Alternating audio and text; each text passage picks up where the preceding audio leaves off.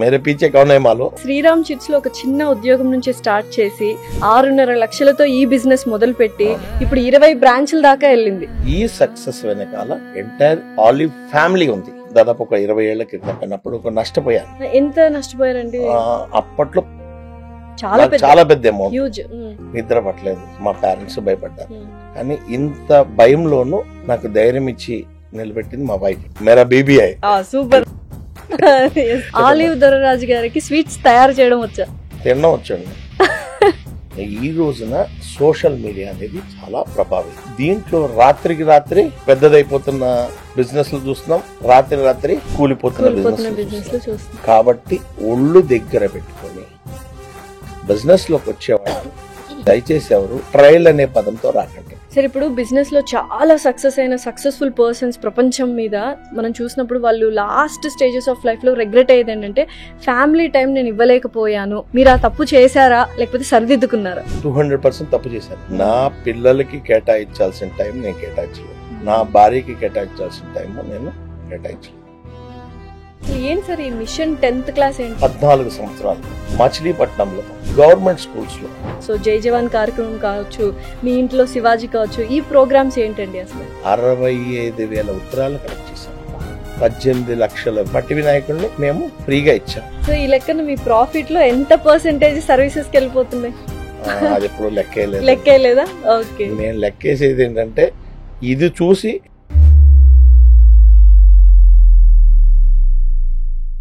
Hello everyone, నేను మీ anchor Lasya Reddy from Suman TV.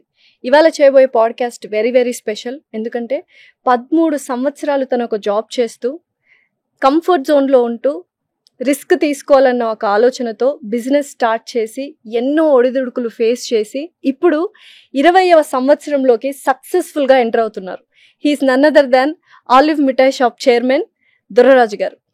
నమస్కారం ఆలివ్ దొరరాజు గారు. నమస్తేనండి. ఎలా ఉన్నారు? బ్రహ్మాండంగా ఉన్నారు. చాలా మంది ఇంటి పేరు పెట్టుకుంటారు, ఇంటి పేరు కాకుండా ఆలివ్ నే పేరుగా పెట్టుకున్నారు ఇంటి పేరుగా. ఏంటిది? నా పేరు కంటే నా బ్రాండ్ పేరు నాకు ముఖ్యం మేడం. బికాజ్ ఎందుకంటే బ్రాండ్ అనేది చిరకాలం నిలిచి ఉండాల్సిందే. ఈ రోజు మనం ఉంటాం, రేపొద్దున మనం ఉండం. బట్ బ్రాండ్ అనేది లైఫ్ టైం అలా నడుస్తూ ఉండాల్సిందే. కాబట్టి నా పేరుకు ముందు ఆలివ్ అనే పేరు పెట్టుకుంటాను. అలా నడుపుతున్నామండి. అయితే ఈ మధ్య కాలంలో నిజాయితీ గల మనుషులే కరువైన రోజులు ఇవి. అలాంటిది మీరు నిజాయితీ గల స్వీట్స్ నమ్ముతున్నారు. ఏంటి అసలు ఆ నిజాయితీ గల స్వీట్స్ అంటే ఏంటి అసలు? మేము ఈ మిఠాయి రంగంలోకి వచ్చినప్పుడు దాదాపు ఒక 20 ఏళ్ల క్రితం శుచిగల మిఠాయిల గురించి విన్నాం, రుచిగల మిఠాయిల గురించి విన్నాం. వీటికంటే ఏదన్నా భిన్నంగా ఉండాలనే ఉద్దేశంతో నిజాయితీ గల మిఠాయిలు అనే కాన్సెప్ట్ వచ్చాం. ఏంటి ఆ కాన్సెప్ట్ ఏంటి ఒకసారి ఎక్స్ప్లెయిన్ చేస్తారు? కాన్సెప్ట్ ఏంటంటే స్వీట్స్ విత్ హానెస్టీ. మా దగ్గర కోవా ఉంది కదా, కోవా అనేటిది ఈ రోజున బయట మార్కెట్లో చాలా తక్కువ ధరకి బాగా గణనీయంగా దొరుకుద్ది. కానీ ఈ 20 ఏళ్ల చరిత్రలో మేము ఒక 100 గ్రాముల కోవా కూడా బయట కొనకుండా మా దగ్గరకు వచ్చిన పాలతో తయారు చేసిన కోవాతోనే మేము స్వీట్ తయారు చేస్తాం. సో ఇది మేము ఎంతో గర్వంగా చెప్పగలం. ఎందుకు గర్వంగా చెప్పగలం అంటే ఒకనొక టైంలో అన్నా కొంతమంది కోవాని బయట కొని తీసుకొచ్చి స్వీట్ చేస్తారు. బట్ అలా కాకుండా పూర్తిగా మా కోవాతోనే మేము తయారు చేసిన, మా పాలు వచ్చిన తయారు చేసిన కోవాతోనే చేయడం అనేది చాలా రేర్ గా ఉంటారు. ఇప్పుడు పాలు కూడా కల్తీ అవుతున్నాయి అని వింటున్నాం సార్. పాల దగ్గర నుంచి మొత్తం అంతా కల్తీనే. సో దాన్ని మీరు ఎలా బ్యాలెన్స్ చేస్తున్నారు? అసలు కల్తీ లేకుండా పాల దగ్గర నుంచి ఆ రెస్పాన్సిబుల్ గా ఎలా చేస్తున్నారు? అంటే ఇక్కడ పాలలో కల్తీ ఉందా లేదా అనేది వాటన్నిటి కూడా ల్యాబ్ టెస్ట్ చేస్తుంటామండి. ఒక మంత్ కోసారో 6 months కోసారో ల్యాబ్ టెస్ట్ చేస్తూ ఉంటాం. అంటే 100కి 100% మనం ప్రతి దాంట్లో కూడా పర్ఫెక్షన్ సాధించలేం మేడం. కానీ మన ప్రయత్నంలో 90% పైగా, లేకపోతే 99%, 95% వరకు మనం సక్సెస్ అయ్యే అవకాశం ఉంది. సో దాన్ని మేము ప్రమాణాలుగా పాటిస్తాం. నిజాయితీగా ఉండగలిగితే ప్రజలు కూడా మనల్ని నమ్ముతారు అనే ఒకే ఒక సిద్ధాంతంతో మిఠాయి తయారీలో నిజాయితీగా ఎక్కడ అడల్ట్రేషన్ కి అవకాశం లేకుండా మిఠాయిలు అందించడానికి ప్రయత్నం చేస్తాం. అయితే శ్రీరామ్ చిట్స్ లో ఒక చిన్న ఉద్యోగం నుంచి స్టార్ట్ చేసి 6.5 లక్షలతో ఈ బిజినెస్ మొదలు పెట్టి ఇప్పుడు 20 బ్రాంచ్ల దాకా వెళ్ళింది. ఇంత సుదీర్ఘమైన జర్నీలో ఒకసారి వెనక్కి తిరిగి చూసుకుంటే ఏం గుర్తొస్తుంది అసలు? వెనక్కి తిరిగి తీసుకుంటే బాల్యం గుర్తొస్తుంది, ఆ తర్వాత కాలేజీ రోజులు గుర్తుకొస్తాయి, ఆ తర్వాత ఉద్యోగం కోసం పడిన మొట్టమొదటి ఉద్యోగం గుర్తొస్తుంది, ఆ తర్వాత శ్రీరామ్లో ఉద్యోగం దాదాపు 13 ఏళ్ళు పనిచేశాను. 13 ఏళ్ళు పనిచేశాను. అది కూడా నాకు చాలా పెద్ద ఎక్స్పీరియన్స్, ప్లస్ పాయింట్. సార్ అయితే చాలా మంది బిజినెస్ లో సక్సెస్ అయిన వాళ్ళందరూ బ్యాక్ బెంచర్స్ అనే అంటూ ఉంటారు. మీరు బ్యాక్ బెంచరా, ఫస్ట్ బెంచ్ లో కూర్చొని బుద్ధిగా వినే స్టూడెంటా? స్కూల్ టైం 200% బ్యాక్ బెంచ్ అండి. అంతే. మేము చదువుకునే రోజుల్లో కూడా పెద్దగా మమ్మల్ని మిగతా మా ఇంట్లో వాళ్ళకి పెద్ద ఎక్స్పెక్టేషన్ లేదు, మాకు కూడా పెద్ద ఎక్స్పెక్టేషన్ ఏం లేదు. 35 మార్కులు వచ్చినాయా, పాస్ అయ్యామా, అయిపోయింది చాలు. మా ప్లానింగ్ అలా ఉండేది. ఓకే, ఆ మైండ్ సెట్ నుంచి ఒక సక్సెస్ఫుల్ బిజినెస్ ఎంటర్‌ప్రెన్యూర్ గా ఎదగాలి అని ఆ థాట్ వేరియేషన్, ఆ మైండ్ ఎప్పుడు చేంజ్ అయింది అసలు? అంటే బిజినెస్ చేయాలనే కోరిక చిన్నప్పటి నుంచి ఉండేదండి. ఓకే, చదువుకునే రోజుల నుంచి ఉండేది. దాన్ని ఉద్యోగం చేస్తున్నంతసేపు కూడా ఈ ఆలోచన ఉండేది. ఎప్పుడైతే ఈ ఆలోచన బాగా పెరిగిపోయిందో అప్పుడు ఉద్యోగం నుంచి బయటకు వచ్చేసాను. ఎందుకంటే ఉద్యోగం చేసినంతకాలం మంచిగా చేశాను. ఎప్పుడైతే ఈ బిజినెస్ అనే పురుగు నా బ్రెయిన్ లో తిరిగింది, అది పెద్దదైపోయింది. ఎప్పుడైతే నేను నా ఉద్యోగానికి న్యాయం చేయలేకపోతాను అని డిసైడ్ అయ్యాను, దాన్ని మానేశాను. అయితే చాలా మంది ఎస్పెషల్లీ ఫ్యామిలీ వాళ్ళు 13 ఏళ్ళు ఒక జాబ్ చేస్తే ఒక సేఫ్టీ అండ్ కంఫర్ట్ జోన్ లోకి వెళ్ళిపోతారు, సెక్యూరిటీ ఫైనాన్షియల్ వైజ్. 13 ఏళ్ళ తర్వాత ఒక మళ్ళీ ఫ్రెష్ స్టార్ట్ చేయాలి అంటే పేరెంట్స్ తరపు నుంచి కానీ భార్య తరపు నుంచి కానీ చాలా ప్రెషర్ ఉంటుంది, డిస్కరేజ్ చేస్తుంటారు. వీటన్నిటిని ఎలా బ్యాలెన్స్ చేశారు? అంటే నేను కూడా ఉద్యోగం మానేసి బిజినెస్కి వస్తాను అనుకున్నప్పుడు మా పేరెంట్స్ చాలా బతిమాలారండి. వద్దన్నారు, ఎట్టి పరిస్థితుల్లో నువ్వు మానకు. అప్పట్లో నా ఉద్యోగం చాలా కంఫర్టబుల్. అసిస్టెంట్ జనరల్ మేనేజర్ గా పనిచేసేవాడిని. ఎక్కడికి వెళ్ళినా ఫ్లైట్ టికెట్ ఇచ్చేవాళ్ళు, ఎక్కడికి వెళ్ళినా ఒక 5 స్టార్ అకామిడేషన్ ఉండేది. కంపెనీలో కూడా భగవంతుడి దయ వల్ల నాకు పెద్దగా ప్రెషర్ పెట్టేవాళ్ళు ఎవరు లేరు, బాగా చూసుకునేవాళ్ళు. ఆ ప్లెజర్ ఫీలింగ్ ఉండేది. బట్ ఒక్కసారి బిజినెస్ లోకి రావటం అనేది 200% నేను రిస్క్ తీసుకున్నట్టే. నా ఫ్రెండ్స్ కానీ, నా కొలీగులు కానీ, నా బాసులు కానీ అందరూ భయపడిపోయారు. దొర్రాజు బిజినెస్ బయటికి వెళ్తున్నాడు, ఎక్కడ సక్సెస్ అవుతాడో లేదో, ఎక్కడన్నా ఫెయిల్యూర్ అవుతాడేమో అని అందరూ భయపడ్డారు, మా పేరెంట్స్ భయపడ్డారు. కానీ ఇంత భయంలోనూ నాకు ధైర్యం ఇచ్చి నిలబెట్టింది మా వైఫ్ అండి. సో ఆవిడిచ్చిన ధైర్యంతోనే బిజినెస్ లోకి వచ్చాను. ఆవిడ గనక ఆ రోజున లేదు జాబ్ లో ఉందాం అని ఉంటే నేను ఉండిపోయేవాడిని, కానీ షీ సపోర్టెడ్ మీ. సో ఈ సక్సెస్ అన్నిటికీ కారణం క్రెడిట్ మీ వైఫ్ కే ఇస్తాను. 100%. మేడం గారి పేరేంటి? అనితాదేవి. అనితాదేవి గారు. తను హౌస్ వైఫ్, చక్కగా ఇంటిని అంతా చూసుకుంటారు. ఇంటిని చూసుకుంటారు. అండ్ నా బిజినెస్ లో కూడా ఒక 10 ఏళ్ల పాటు పొద్దున్న 9 గంటల నుంచి రాత్రి 10 గంటల దాకా ఆవిడ క్యాష్ కౌంటర్లో కూర్చొని, సో అట్లా కూర్చొని బాగా సపోర్ట్ చేసింది. అలాగే ఈ రోజుకి కిచెన్ మొత్తం ఆవిడే చూసుకుంటారు. మార్నింగ్ వెళ్ళారంటే ఈవినింగ్ వరకు కిచెన్ లో ఉండడం, షాపులన్నిటికీ స్టాక్ అంతా పంపించడం, ఎవ్రీథింగ్ ఆవిడ చూసుకుంటారు. నా సక్సెస్ స్టోరీలో ఆవిడది బిగ్గెస్ట్ పార్ట్. ఇంటర్వ్యూకి అయితే నేను ఒక్కనే కనిపిస్తా, కానీ బ్యాక్గ్రౌండ్ అంతా బ్యాక్గ్రౌండ్ ఆవిడ చాలా. मेरे पीछे कौन है मालूम, मेरा वाइफ है. చెప్పండి ఆ డైలాగ్ ఒకసారి ఆ డైలాగ్ చెప్పండి, వినాలని. అంటే నాకు అంత హిందీ రాదు. సరే నేను చెప్తాను, రిపీట్ చేస్తారా? నేను చెప్తాను. मेरे पीछे कौन है मालूम, मेरे पीछे कौन है मालूम, मेरा बीबी है, मेरा बीबी है, मेरा बीबी है. సూపర్, బాగుందండి. ఓకే, మేము మాట్లాడతామండి హిందీ. హైదరాబాద్ వచ్చిన తర్వాత మేము హిందీ బాగానే మాట్లాడతాం. కాకపోతే ఏంటంటే హిందీ వచ్చినోడికి తెలుస్తుంది అది హిందీ కాదనా. అదే మా ఊర్లో వింటా ఉంటాడు కదా, అడిగింది ఏం మాట్లాడేస్తున్నాడు దొర్రాదు అనుకుంటాడు. మా దగ్గర ఉండే ఎంప్లాయీస్ అందరూ కూడా 99% హిందీ వాళ్ళే. సో వాళ్ళతో మాట్లాడి బెంగాలీ, ఆ తర్వాత బీహారీ, ఆ తర్వాత రాజస్థానీ, ఆ తర్వాత మధ్యప్రదేశ్, వీళ్ళందరూ కలిపిన లాంగ్వేజే ఒక రకమైనటువంటి హిందీని మేము మాట్లాడుతుంటాం. అంతే, డెఫినెట్లీ. అది వాళ్ళకి మాత్రమే అర్థం అవుద్ది, బయట వాళ్ళకి అర్థం కాదు.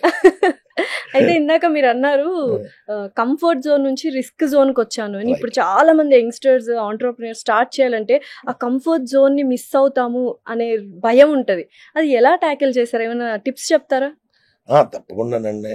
అంటే ఒక్కటి, కంఫర్ట్ జోన్ వదులుకోవడానికి సిద్ధపడాలి మేడం. ఫస్ట్ అంటే ప్రిపేర్ అవ్వాలి. చిన్న ఎగ్జాంపుల్ చెప్తా మేడం.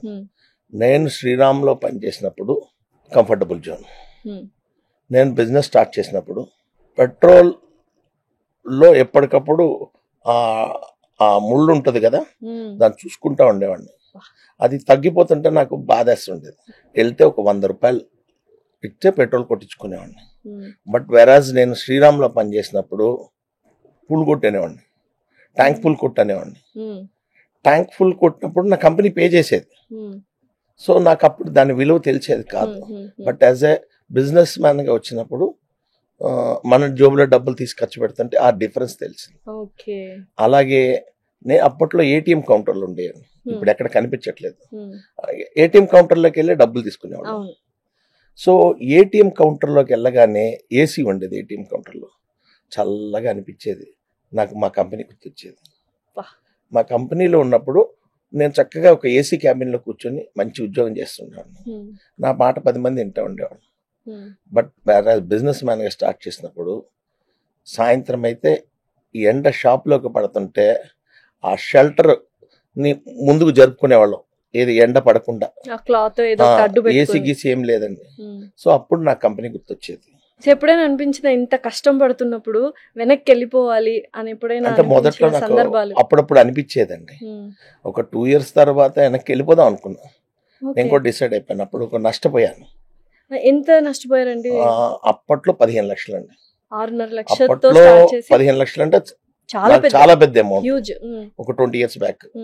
సో వెళ్ళిపోదాం అనుకున్నాను. మా కంపెనీ వాళ్ళు కూడా ఇంకా మూటములు సర్దుకొని నీకు అయిపోయింది, ఇక వచ్చేసే, నీకు ఏం ఫీల్ అవ్వ, మాకు ఈ కంపెనీ నీదే అనుకో, వచ్చి జాయిన్ అవ్వమన్నారు. అంటే it's a very good opportunity. నాకు తిరిగి నేను వెళ్ళిపోవడానికి మంచి అవకాశం ఇచ్చింది కంపెనీ. చాలా మంచి కంపెనీ అండి శ్రీరామ్ కంపెనీ, ఇచ్చింది నాకు అవకాశం.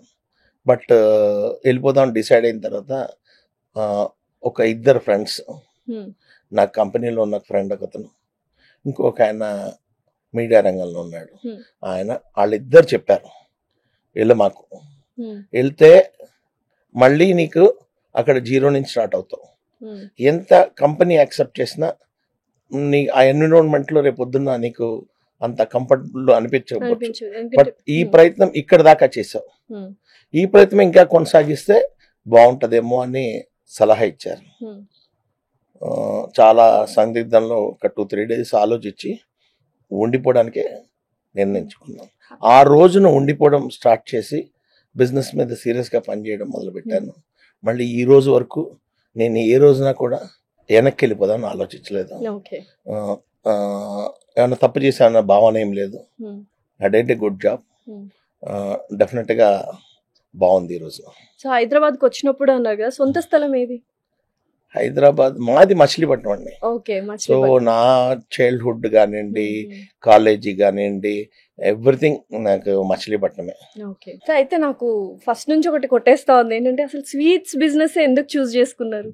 స్వీట్ బిజినెస్ చూస్ చేసుకోవడం కంటే నాకు స్వీట్స్ అంటే మక్కువ అండి. అంటే అందులో మాది బందరు, అంటే మిఠాయికి బందర్ మిఠాయికి పేరు.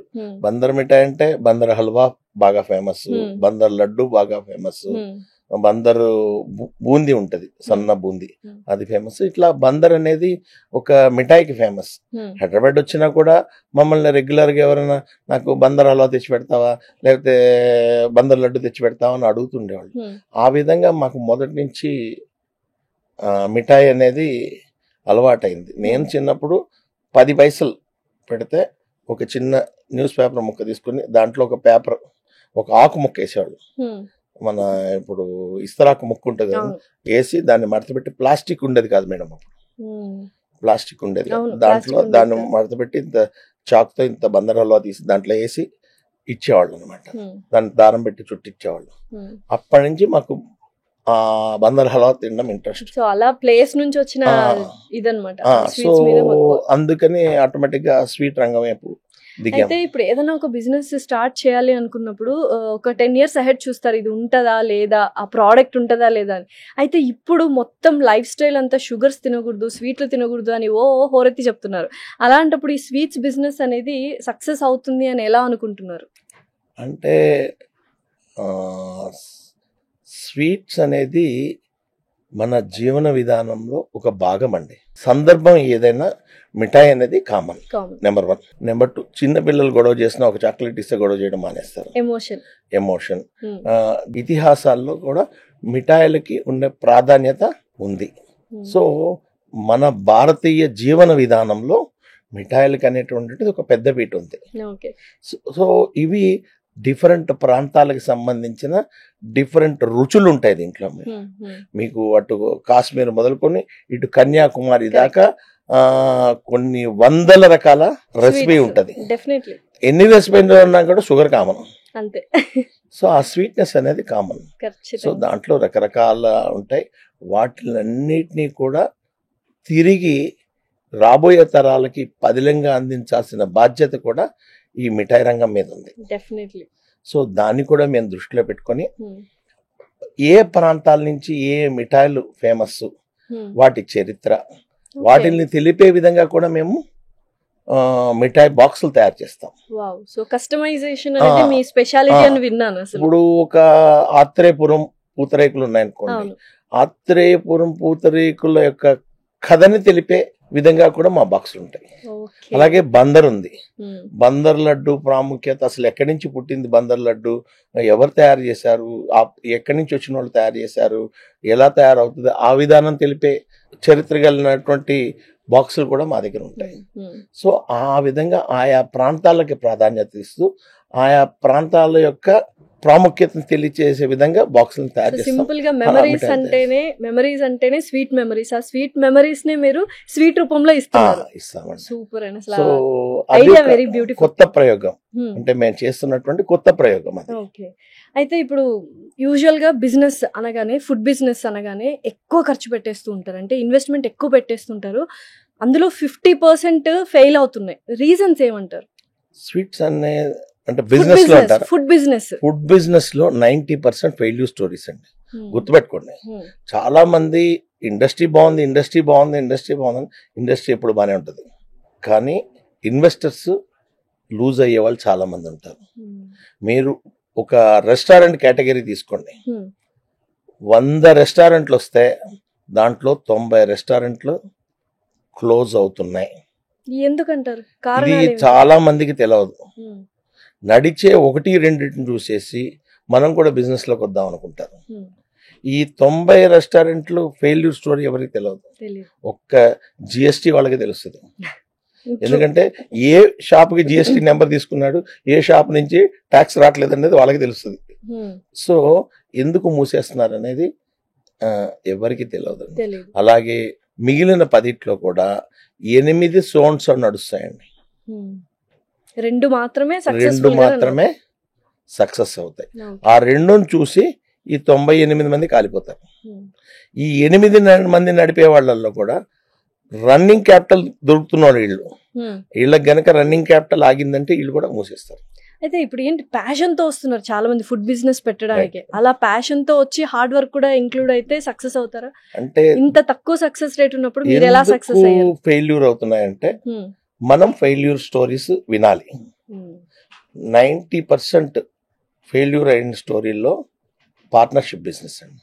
పార్ట్నర్షిప్ బిజినెస్ లో 90% ఫెయిల్యూర్ అవుతాయి. సో ఫ్రెండ్స్ ఎక్కడో సక్సెస్ అయ్యాము అంటే అది రేర్ స్టోరీ. 90% పార్ట్నర్షిప్ పరం అనేది ఫెయిల్ అవుతుంది. సో ఎవరైనా బిజినెస్ లోకి వస్తున్నప్పుడు దయచేసి పార్ట్నర్షిప్ స్టార్ట్ చేయమాకండి.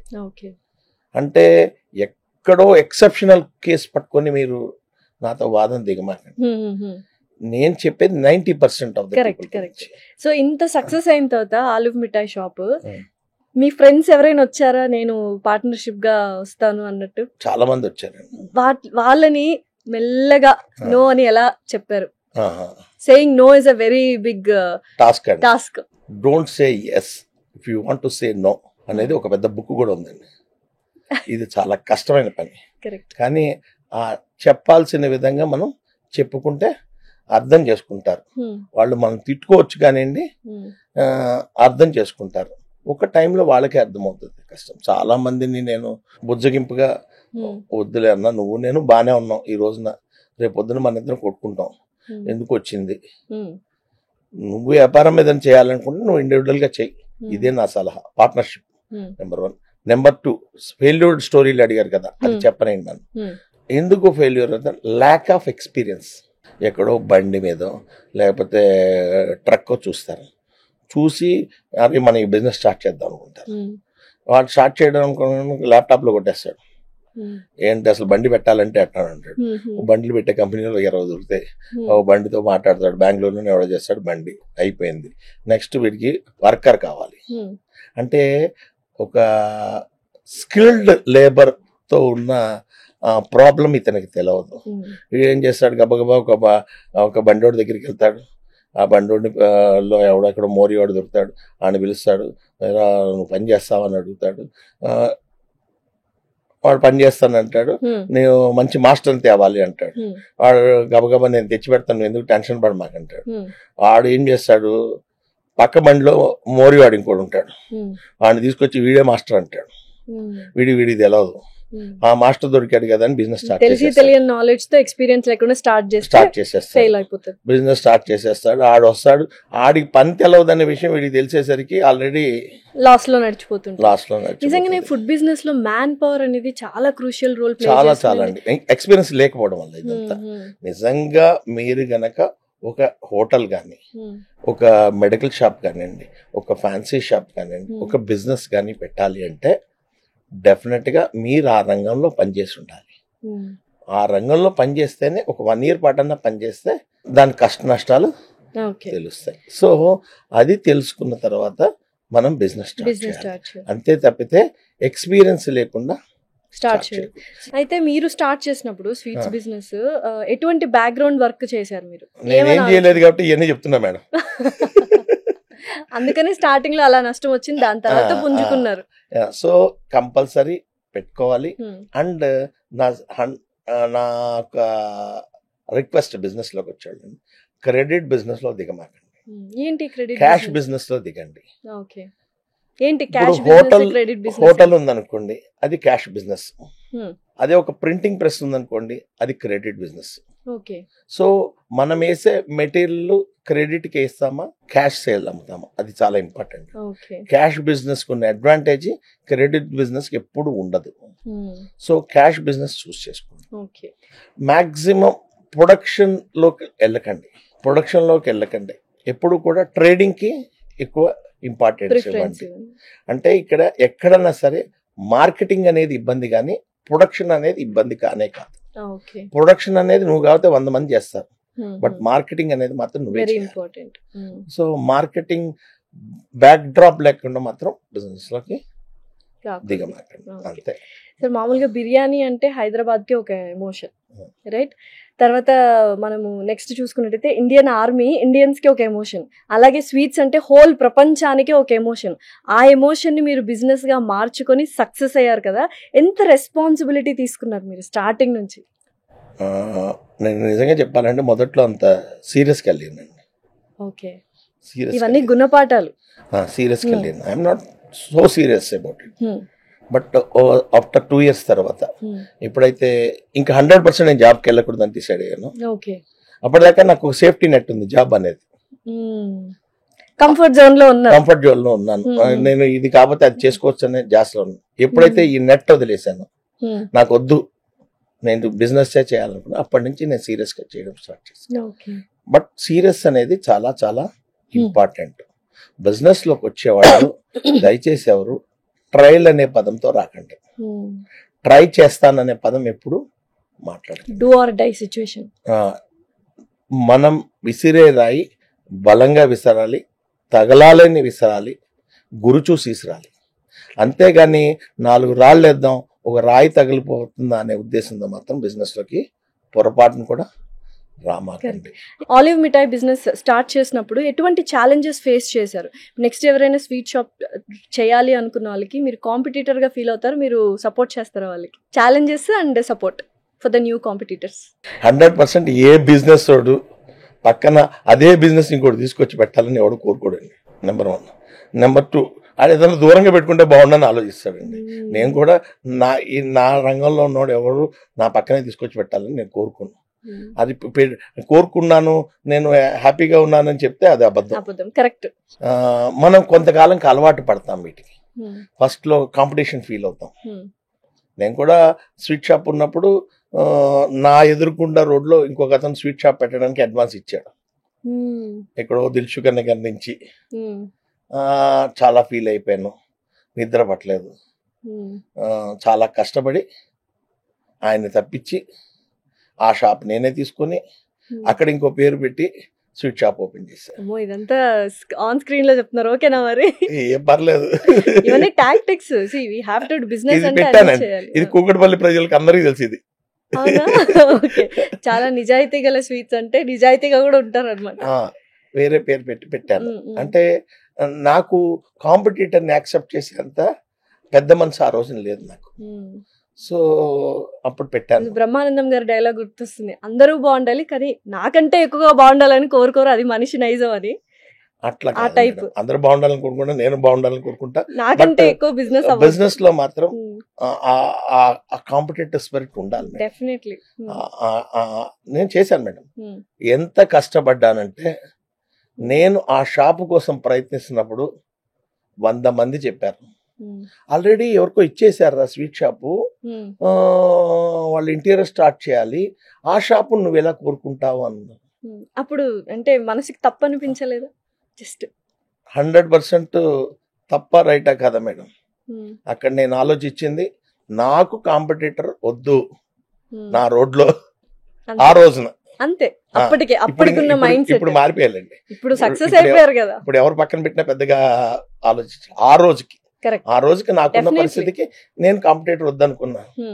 దానికి నేను చేసిన ప్రయత్నం జీవితంలో ఒక పెద్ద సక్సెస్ అని చెప్పుకోవాలి.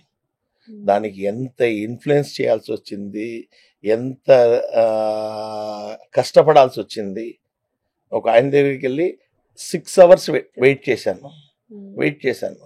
అప్పుడు మా అబ్బాయి అడిగాడు నన్ను, ఏంటి నాన్న ఒక పని కోసం నువ్వు ఇలా 6 గంటల సేపు వెయిట్ చేశావు ఇక్కడ అని. లేదురా, అది మనకు రావాలి.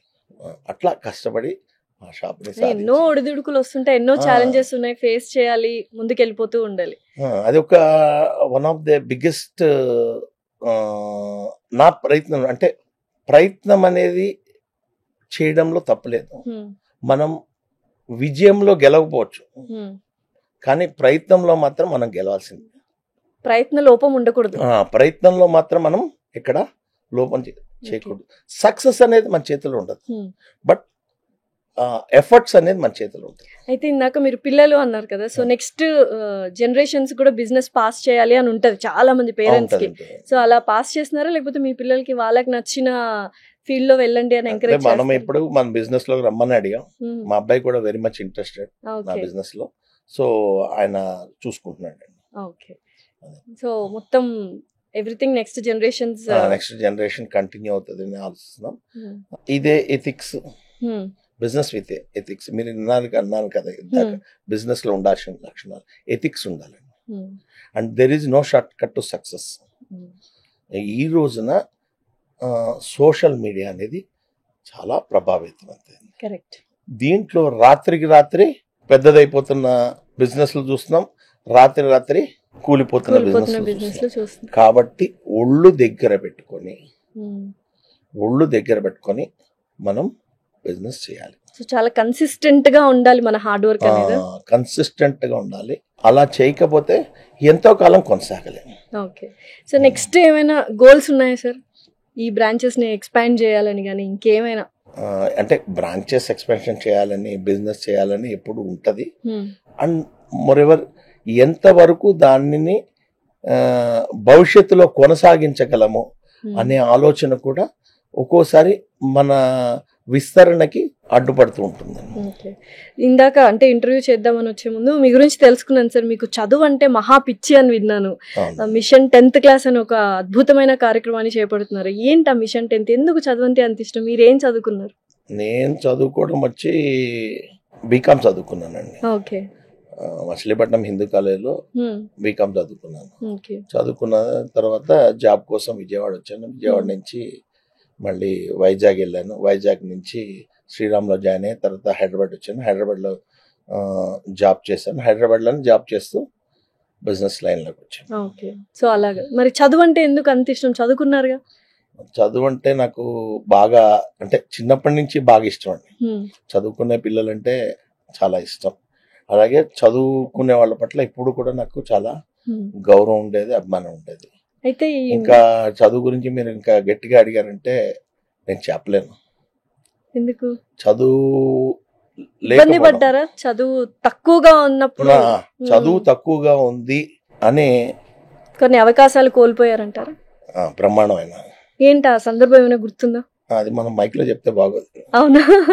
అంటే ఆ సిచ్యువేషన్ మార్చింది. అంటే చదువుకోలేకపోవడం వల్ల ఏం నష్టపోయాననేది నాకు తెలిసినంతగా ఎవరికి తెలియదు. ఇప్పుడు బాగా చదువుకున్న పిల్లలకి 10th క్లాస్ చదువుకునే వాళ్ళకి చెప్తున్నది ఏంటంటే బాగా చదువుకుంటారా నాయన, బాగా చదువుకొని బాగా మంచి ఉద్యోగం మంచి ప్యాకేజీ లేకపోతే పెళ్లి అవడం కూడా కష్టమే, కాబట్టి బాగా చదువుకోండి. అయితే ఇదేంటి సార్ మిషన్ 10th క్లాస్? బాగా చదువుకోలేదంటే కేవలం ఇంజనీర్కే ఇస్తానన్నారండి ఒక అమ్మాయిని. అది అక్కడ నాకు ఇప్పుడు అర్థమైంది, ఫుల్ క్లారిటీ వచ్చిందండి. అంతే, అక్కడ బాగా నొచ్చుకున్నారు. అయితే అంటే చదువు ఒక్కటే మనకి సమాజంలో గౌరవాన్ని విలువని ఇస్తుందండి. ఎంత డబ్బున్నా కూడా ఆయన డాక్టర్ అంటే ఆ విలువ వేరు, ఆయన ఒక ఐఏఎస్ ఐపీఎస్ అంటే ఆ విలువ వేరు. ఆ చదువు ఇచ్చే డిగ్రీ ఏ కోటీశ్వరుడు తగిలించుకోలేడండి. దొర్రాజు 100 కోట్లు నేను పక్కన రాసుకున్నాను అనుకో నవ్విపోతాడు ఎవడన్నా. అదే డాక్టర్ ఒక సివిల్ ఇంజనీర్ దొర్రాజు బీటెక్ అని రాసుకున్నాం అనుకోండి, అది గర్వంగా ఉంటది. ఇప్పుడు బీకామ్ అని లేకపోతే బిఎస్సి అని రాయలేం కదండి. అట్లా చదువు వల్ల మాత్రం డెఫినెట్ గా ప్రతి మనిషికి విలువ అనేది ఉంటుంది. కాబట్టి చదువు అనేది ఇంపార్టెంట్. ప్రతి మనిషికి జీవితంలో 10th క్లాస్ అనేది మొట్టమొదటి మైలురాయి, ఫౌండేషన్, మొట్టమొదటి మైలురాయి. ఎందుకంటే 3వ క్లాస్ నుంచి 4వ క్లాస్కి ఆటోమేటిక్ గా వస్తాడు, 6వ క్లాస్ నుంచి 7వ క్లాస్కి ఆటోమేటిక్ గా వస్తాడు. కానీ 10th నుంచి ఇంటర్మీడియట్ వెళ్ళడం మాత్రం ఒక పబ్లిక్ ఎగ్జామ్ రాయాలి, ఒక సీరియస్ ఎగ్జామ్ రాయాలి. సో ఆ ఎగ్జామ్ అనేటువంటిది ప్రతి జీవితంలో గుర్తుండే ఎగ్జామ్. అండ్ మోర్ ఎవర్ మీరు జీవితంలో ఏ స్థాయికి వెళ్ళినా కూడా 10th క్లాస్ అనేది మీ ఓవరాల్ కి ఒక కొలబద్దగా ఉంటుంది. డెఫినెట్లీ. సో అందుకని ఆ మిషన్ 10th క్లాస్. సో ఆ 10th క్లాస్ లో మనిషి కనుక సక్సెస్ అయ్యాడంటే జీవితకాలం సక్సెస్ అవుతూనే పోతూ ఉంటాడు. అదే గనక అతని జీవితంలో కనుక 10th క్లాస్ ఫెయిల్ అయితే ఇది దాన్ని అతను వెంటాడుతూనే ఉంటుంది. కాబట్టి నా కార్యక్రమం మిషన్ 10th క్లాస్. దీంట్లో భాగంగా దాదాపు 14 సంవత్సరాలుగా మచిలీపట్నంలో గవర్నమెంట్ స్కూల్స్లో ఎవరు టౌన్ ఫస్ట్ వస్తే వాళ్ళకి ₹1,00,000 క్యాష్ అవార్డు ఇస్తూ వచ్చారు. ఎంతమందికి ఇచ్చారు ఇప్పటిదాకా? ఆల్మోస్ట్ ఇప్పటిదాకా దాదాపు 20 మందికి పైన ఇచ్చి ఉంటాను. అంటే ఒక్కొక్క సంవత్సరంకి ₹1,00,000. అదే ఒకే సంవత్సరం ఇద్దరికి వచ్చింది అనుకోండి, ₹1,00,000 ఇచ్చిన సంఘటనలు ఉన్నాయి, చెరో 1,00,000. అట్లా కాకుండా వాళ్ళని విత్ పేరెంట్స్ ప్రతి సంవత్సరం గన్నవరం నుంచి హైదరాబాద్కి ఫ్లైట్లు తీసుకొస్తారు. అంటే వాళ్ళకి ఫస్ట్ ఫ్లైట్ మాదే ఉండాలి. ఇది కేవలం ప్రభుత్వ పాఠశాలలో చదువుకునే విద్యార్థులకే. మళ్ళీ చూసారా స్వీట్ మెమరీ ఇస్తున్నారు వాళ్ళకి, స్వీట్స్ కాబట్టి. ఎందుకు చేస్తున్నామంటే ఈ ప్రయత్నం, నేను ఈ ప్రోగ్రామ్ స్టార్ట్ చేసినప్పుడు 1,00,000 ఇస్తా అన్నప్పుడు ఎవరు నమ్మలేదండి. నమ్మరు ఎవరు, ఇలాగనే చెప్తారు. ఇచ్చిన తర్వాత నమ్మడం మొదలు పెట్టారు. అలాగే వాళ్ళని ఫ్లైట్ లో తీసుకొస్తుంటే ఎందుకు ఈ ఎక్స్పీరియన్స్ అంతా వాళ్ళకి ఇస్తున్నామంటే వాళ్ళందరూ కూడా తిరిగి వెళ్ళి వాళ్ళ ఊర్లో చెప్పాలి, నేను ఫ్లైట్ ఎక్కాను, నేను టౌన్ ఫస్ట్ రావడం వల్ల నాకు ₹1,00,000 ఇచ్చారు, నాకు టౌన్ ఫస్ట్ రావడం వల్ల. ఆ ఎక్స్పీరియన్స్ చెప్తే మిగతా వాళ్ళందరికీ ఇన్స్పిరేషన్. ఇంకో 10 మంది స్టూడెంట్స్ సాధించాలి. ఈ ప్రోగ్రామ్స్ నేను స్టార్ట్ చేసినప్పుడు 10 మంది కూడా ఉండేవాళ్ళు కదండి 9.10 అబోవ్ మార్క్స్. నేను ఫస్ట్ పాపకి ఇచ్చింది 9.2 మార్క్స్కి ఇచ్చా. 9.2 మార్క్స్ వస్తే ఆ అమ్మాయికి ₹1,00,000 ఇచ్చి ఫ్లైట్ లో తీసుకొచ్చా. ఇప్పుడు ఈ రోజున 10 out of 10 ముగ్గురు నలుగురికి వచ్చేస్తుంది. ఇదే కాకుండా మిగతా 14 స్కూల్స్లో ఉన్న స్కూల్ టాపర్స్కి 10,000 చొప్పున క్యాష్ రివార్డ్స్ వాళ్ళందరినీ బస్సులో తీసుకొచ్చి వీళ్ళందరికీ కూడా ఇక్కడ నగరంలో ఉన్న ప్రముఖ సాఫ్ట్వేర్ కంపెనీలన్నీ చూపించి, ఇది ప్రతి ఇయర్ చేస్తాను మేడం. అంటే ఈ కార్యక్రమం మొత్తం ఎందుకు చేస్తామంటే ఈ సక్సెస్ అయిన వాళ్ళు ఒకళ్ళు ఇద్దరు ఉండొచ్చు, కానీ దీనికోసం ప్రయత్నం చేసిన వాళ్ళు కొన్ని వందల సంఖ్యలో ఉంటారు. ఈ రోజున ₹1,00,000 కోసం వాళ్ళు ట్రై చేస్తున్నారు, బట్ వాళ్ళ జీతం స్టార్టింగ్ ₹1,00,000తో వచ్చేసి. అంటే ఆ స్టూడెంట్ 10th క్లాస్ లో నేను ₹1,00,000 నా క్రెడిట్ వల్ల సాధించాను అంటే వాళ్ళ గొప్ప విషయమే, గొప్పగా ఉంటది. కానీ అతనితో పాటు దానికోసం ప్రయత్నం చేసిన వాళ్ళందరూ సక్సెస్ అయినట్టు. డెఫినెట్లీ ఆ నెంబర్ కోసమే నేను చేస్తున్న ప్రయత్నం ఇది. ఈ ఒకరికో ఇద్దరికో ₹1,00,000 ఇచ్చి చేతులు దులుపుకోవాలని అనుకోవట్లేదు. దాని వల్ల వచ్చే ఓవరాల్ మైలేజ్, ఓవరాల్ నెంబర్ కోసం చూస్తాను. అదే ఈ ప్రోగ్రామ్. అయితే బిజినెస్ పీపుల్ చాలా మంది మనీ మైండెడ్ గా ఉంటారు కదా, ఇటువంటి సేవా కార్యక్రమాలు చేయాలన్న ఆలోచన ఏంటి సార్? సక్సెస్ అయిన తర్వాత వచ్చిందా, ముందు నుంచే ఉంది? అంటే జీవితంలో ఏ ఊరు బాగుపడాలన్నా చదువు వల్ల మాత్రమే బాగుపడుతుంది. ఏ జిల్లా బాగుపడాలన్నా చదువు వల్ల మాత్రమే బాగుపడుతుంది. ఈ రోజున అమెరికా వెళ్ళిపోయి మన తెలుగు వాళ్ళు ఇంతగా రాణిస్తున్నారంటే కేవలం చదువు వల్ల. చదువు లేకపోతే నథింగ్. ఈ రోజున అందరు ఇక్కడే ఉండేవాళ్ళు.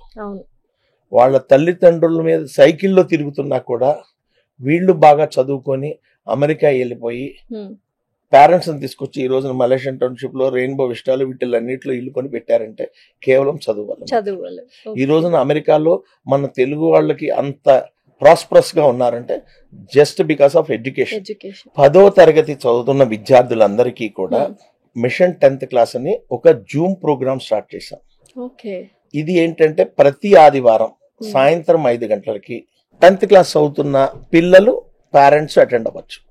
కుటుంబం ఇంటిల్లిపాది కూర్చోవచ్చు. ఆ జూమ్ మీటింగ్ కూర్చొని వినగలిగితే దాంట్లో ప్రపంచ ప్రఖ్యాతి పొందిన విద్యావేత్తలు, సైంటిస్టులు, డాక్టర్లు, మోటివేటర్స్, సైకియాట్రిస్టులు వీళ్ళందరూ కూడా పాల్గొంటున్నారు. వీళ్ళకి కావాల్సినటువంటి మానసిక సంసిద్ధత తయారు చేసి ఒక బెస్ట్ స్టూడెంట్ గా తీర్చిదిద్దే ప్రయత్నం జరుగుతుంది. దీంట్లో దాదాపు 2 రాష్ట్రాల్లో ఉన్న 11 లక్షల మంది విద్యార్థులు హ్యాపీగా పాల్గొవచ్చు. దీంట్లో సలహాలు, సంప్రదింపులు, సూచనలు ఇస్తాం. సో ఈ ప్రయత్నం మొదలుపెట్టినప్పుడు నాకు మా గురుగారు డివిఆర్ గారు ముందుకు వచ్చి నేను అడగగానే ఆయన నడపడానికి సిద్ధపడ్డారు. ఆయన మెంటారింగ్ లో ఈ ప్రోగ్రాం రన్ చేస్తున్నాము. అనేక మంది సిఎల్ వెంకట్రావు గారు, డాక్టర్ గారు, ఆయన అలా చాలా మంది ముందుకు వస్తున్నారు. ఇలా వీళ్ళందరి సపోర్ట్ తో ఈ ప్రోగ్రామ్ ని మరింత ఘనంగా నడుపుతున్నారు. సో ఇంత మంచి ప్రోగ్రామ్ చేస్తున్నారు. దానికి ఒక కారణం ఏంటంటే ఆలివ్ మిఠాయి షాప్ సక్సెస్ అవడం వల్ల, అది కూడా కస్టమర్స్ వల్లనే. కస్టమర్స్ దేవుళ్ళుగా భావిస్తుంటారా? తప్పకుండానండి. కస్టమర్ అనేవాళ్ళు చాలా చాలా ఇంపార్టెంట్. మాకు కస్టమర్ కి మేము ఇచ్చిన ఇంపార్టెన్స్ అండ్ ప్రయారిటీ ఇంకా దేనికి ఇవ్వం. అసలు ఏం సార్ ఈ మిషన్ 10th క్లాస్ ఏంటి, ఒకసారి ఎక్స్ప్లెయిన్ చేయగలరా? మిషన్ 10th క్లాస్ అంటే 10వ తరగతి విద్యార్థుల్ని ఎగ్జామినేషన్స్ కోసం సంసిద్ధత చేసే సంవత్సరం పాటు జరిగే ప్రణాళిక. సో రీసెంట్ కూడా ఏదో కార్యక్రమం చేశారు ఇందులోనే అని విన్నాను. అంటే మిషన్ 10th క్లాస్ లో భాగంగా ఈసారి అంటే ఈ 14 ఏళ్ళుగా మచిలీపట్నం ₹1,00,000 ఇస్తూ వచ్చాం ప్రతి సంవత్సరం. ఒక 5 ఏళ్ళుగా కూకటపల్లి ఇస్తూ వచ్చాం. వీటితో పాటు ఈ సంవత్సరం 2 రాష్ట్రాల టాపర్, 2 తెలుగు రాష్ట్రాల టాపర్ 600కి 600 ఒక పాపకి మార్కులు వచ్చినాయి. కాకినాడలో ఉంటుంది.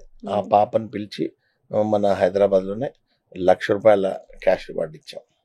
అలాగే ఆంధ్రప్రదేశ్ లో గవర్నమెంట్ స్కూల్స్ లో టాపర్ వచ్చింది ఒక పాపకి. ఆ పాపను పిలిచి ₹1,00,000 క్యాష్ రివార్డ్ ఇచ్చాం. అలాగే తెలంగాణలో టాపర్ వచ్చింది ఒక పాప గవర్నమెంట్ స్కూల్స్ లో. ఆ పాపను పిలిచి ₹1,00,000 క్యాష్ రివార్డ్ ఇచ్చాం. సో ఇవన్నీ కాకుండా మా మచిలీపట్నం టౌన్ టాపర్ కి ₹1,00,000 ఇస్తాం. మా కూకటపల్లి టౌన్ టాపర్ కి ₹1,00,000. సో 5 లక్షల క్యాష్ రివార్డ్స్ ఈ సంవత్సరం 10th టాపర్లందరికి ఇచ్చాం. సో ఈ లెక్కన మీ ప్రాఫిట్ లో ఎంత పర్సెంటేజ్ సర్వీసెస్ కి వెళ్ళిపోతున్నాయి? అది ఎప్పుడు లెక్కేయలేదు. లెక్కేయలేదా?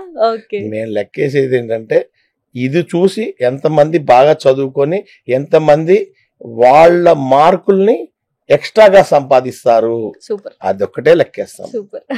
అంటే ఇందాక మీకు కాల్ చేసినప్పుడు ఒక కాలర్ ట్యూన్ వచ్చింది, సారే జహాన్ సే అచ్చా అని. చదువు అంటే ఎంత ఇష్టమో దేశభక్తి కూడా అంతే ఉంది అని విన్నాను. సో జై జవాన్ కార్యక్రమం కావచ్చు, మీ ఇంట్లో శివాజీ కావచ్చు, ఈ ప్రోగ్రామ్స్ ఏంటండి అసలు? ఇది ఒక 7 years బ్యాక్ చేశాం మేడం, జై జవాన్ అనే ప్రోగ్రామ్. అంటే సరిహద్దుల్లో ఉండే సైనికులకి సంఘీభావంగా ఉత్తరాలు రాసే కార్యక్రమం. అంటే ఆ సరిహద్దుల్లో ఉన్న సైనికులకి కమ్యూనికేషన్ ఏమి ఉండదండి. నిజంగా చెప్పాలంటే ఆ మంచు కొండల్లో ఉండే వాళ్ళకి సెల్ ఫోన్ పనిచేయవండి.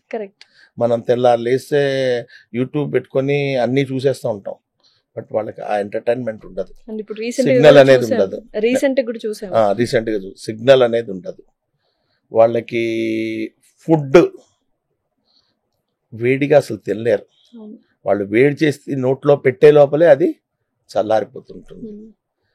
ప్రతిదీ అక్కడ ప్రాబ్లమేనా ఆ సరిహద్దుల్లో, ఆ చలిలో, ఆ మంచుగడ్డల్లో పనిచేసే వాళ్ళకి. వాళ్ళు అందరికీ కూడా టపానే ఒక ఉత్తరం వస్తుందండి, కమ్యూనికేషన్. ఆ బాక్స్లో వాళ్ళకి వచ్చిన లెటర్లు కానీ అవి కానీ చేరేస్తారు.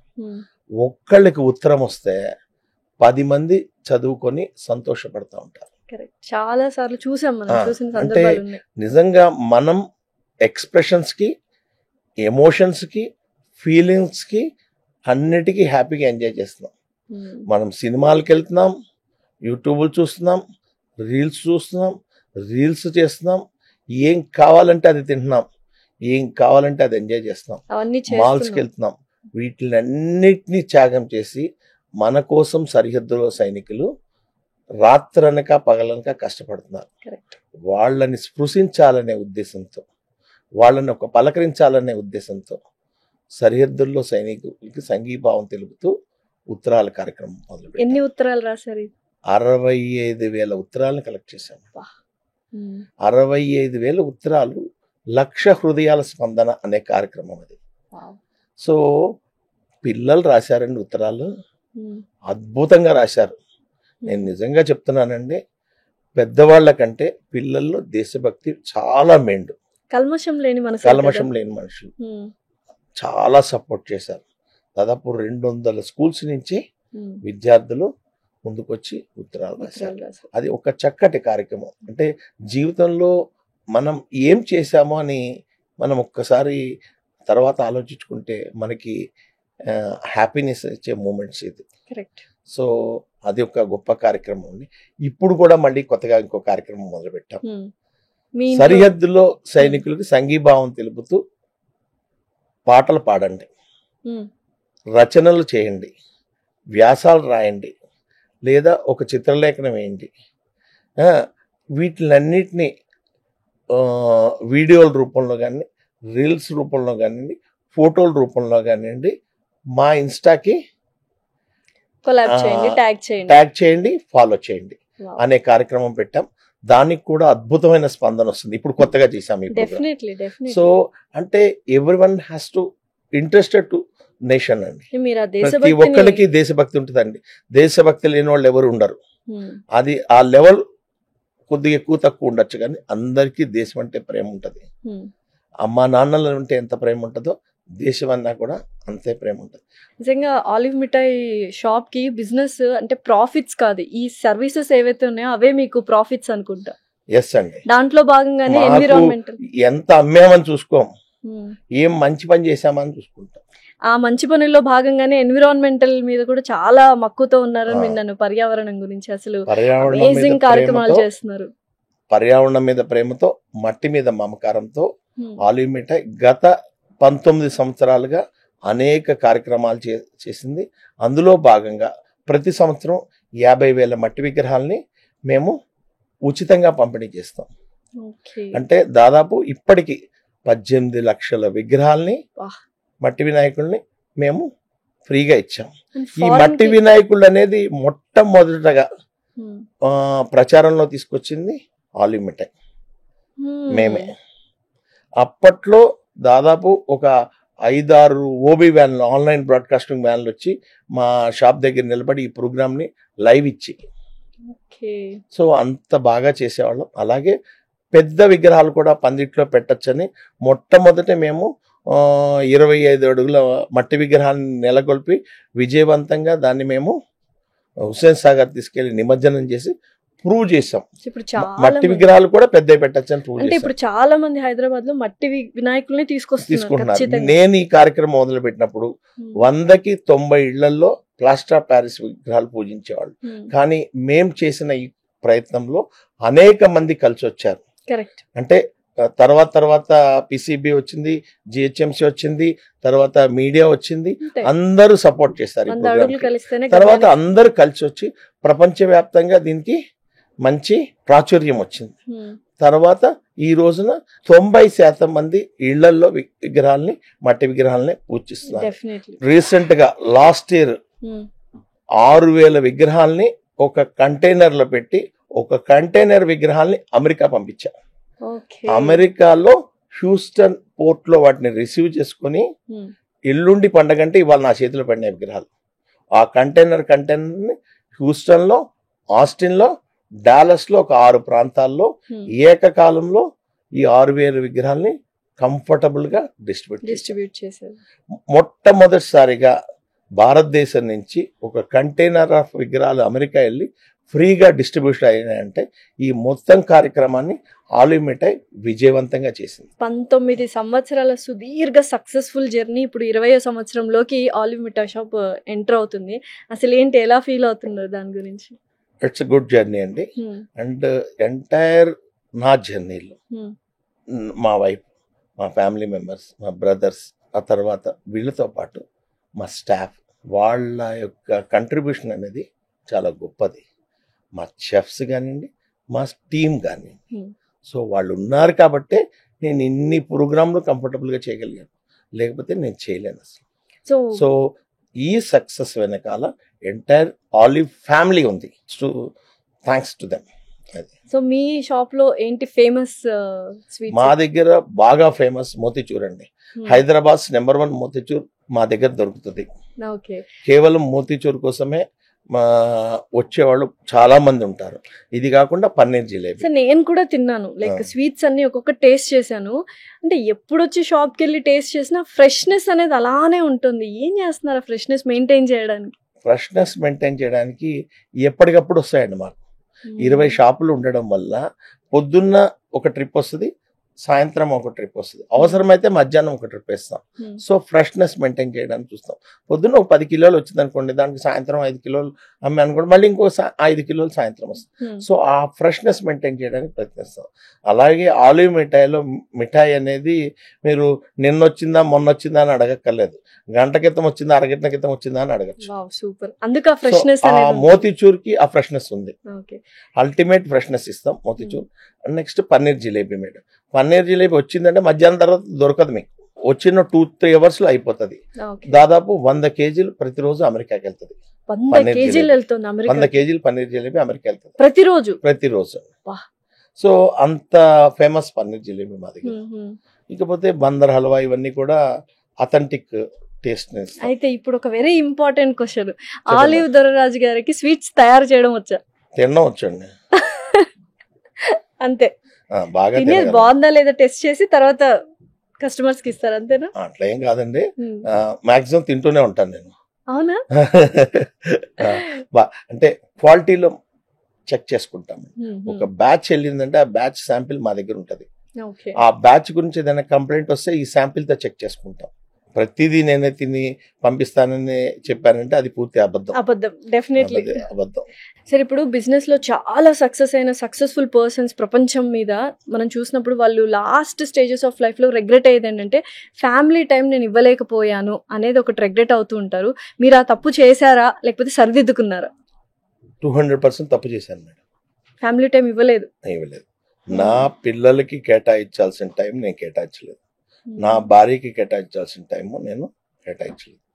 ఓవరాల్ గా ఫ్యామిలీకి నేను టైం కంట్రిబ్యూట్ చేయలేకపోయాను. ఇక్కడ 100% నేను ఫెయిల్యూర్ అయ్యాను. డెఫినెట్ గా నా హంబల్ రిక్వెస్ట్ బిజినెస్ పీపుల్కి ఏంటంటే, నేను చేసిన తప్ప మీరు చేయకండి. అంటే నాకుండే ప్రెషర్స్ వల్ల కానీ, కరెక్ట్, ల్యాక్ ఆఫ్ ఇంట్రెస్ట్ కూడా ఉంటుంది. ల్యాక్ ఆఫ్ ఇంట్రెస్ట్, ఫోకస్ ఉండదు. మనకి అదర్ విషయాల మీద ఫోకస్ ఉంటుంది, కరెక్ట్, దేశం మీద ఎక్కువ ఉంటుంది కానీ ఇంట్లో వాళ్ళ మీద ఉండదు.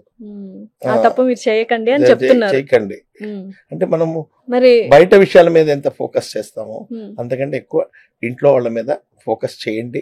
ఇంట్లో వాళ్ళకి టైం స్పేర్ చేయండి, మీ లవ్ షేర్ చేయండి. సో అయితే నేను మిస్ చేశాను అది, ఆ పొరపాటు మీరు చేయొద్దని బిజినెస్ పీపుల్ చెప్తాను. అయితే ఫుడ్ బిజినెస్ అనగానే ఫుడ్ అండ్ సేఫ్టీ అనేది వెరీ ఇంపార్టెంట్ కదా సార్. దాన్ని ఎలా మెయింటైన్ చేస్తున్నారు మీరు? ఆ ప్రికాషన్స్, సేఫ్టీ మెజర్స్ ఎలా తీసుకుంటున్నారు? సేఫ్టీ మెజర్స్ అన్ని కూడా పాటిస్తామండి. పూర్వం మీద ఇప్పుడు ప్రమాణాలు చాలా పెరిగినాయి. ఇప్పుడు మన food safety measures, food safety department వాళ్ళు తీసుకుంటున్నటువంటి ప్రికాషన్స్ వల్ల చాలా స్టాండర్డ్స్ పెరిగినాయి. మనం పూర్వంలా లేము. అవును, చాలా మార్పులు ఉన్నాయి, చాలా గొప్ప మార్పులు జరిగినాయి. ఎస్పెషల్లీ మన స్టేట్లో చాలా మార్పులు జరిగినాయి. దానికి తగ్గట్టుగా ఉండడానికి, వాళ్ళు చెప్పే ప్రమాణాలని పాటించడానికి ఇప్పుడు ప్రయత్నిస్తూనే ఉంటాం.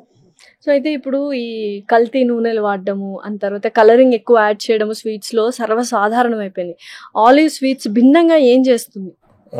భిన్నంగా అంటే మెయిన్ ఆయిల్ డిస్కార్డింగ్ చేస్తాం.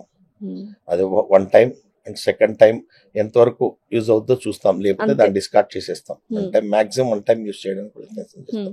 ఇది ఆయిల్ ఎప్పటికప్పుడు వాటిలో ఉండే టెస్టింగ్లు అన్నీ చేస్తుంటాం, కెమికల్ టెస్టింగ్లు అన్నీ చేస్తుంటాము. అన్నీ కరెక్ట్గా ఉన్నాయా లేవా అనేది చేస్తుంటాం. దాని ప్రకారం వెళ్తాం తప్పితే రీయూజ్, రీసైకిల్ అనే పదం మా దగ్గర లేదు. డస్ట్బిన్ చేస్తాం. మాకు దగ్గర ఐటమ్ గనక డ్రై అయిపోతే దాన్ని డస్ట్బిన్ చేస్తాం. ఒకవేళ గనక మనం దాన్ని డస్ట్బిన్ చేయకపోతే కస్టమర్ తీసుకెళ్లి మనం డస్ట్బిన్ లో వేస్తాడు. వెరీ ట్రూ, ఇట్స్ ట్రూ అండి. ఆ డ్రై అయిన ఐటమ్ ని గనక మనం అమ్మడానికి ప్రయత్నం చేస్తే కస్టమర్ తీసుకెళ్లి మనల్ని డస్ట్బిన్ లో వేస్తాడు. కాబట్టి కేర్ఫుల్ గా ఉండాలి, ఐటమ్ తీసేయాలి. సో ఆలివ్ మిఠాయి షాప్ అంటే నిజాయితీ గల స్వీట్స్ కాదు, నిజాయితీ నిలువెత్తు రూపం ఉంది కాబట్టి ఇంత సక్సెస్ఫుల్ గా 20వ సంవత్సరంలోకి అడుగు పెడుతున్నారు. కంగ్రాచ్యులేషన్స్ అండి దానికోసము. And very all the best. Thank you so much. నమస్తే.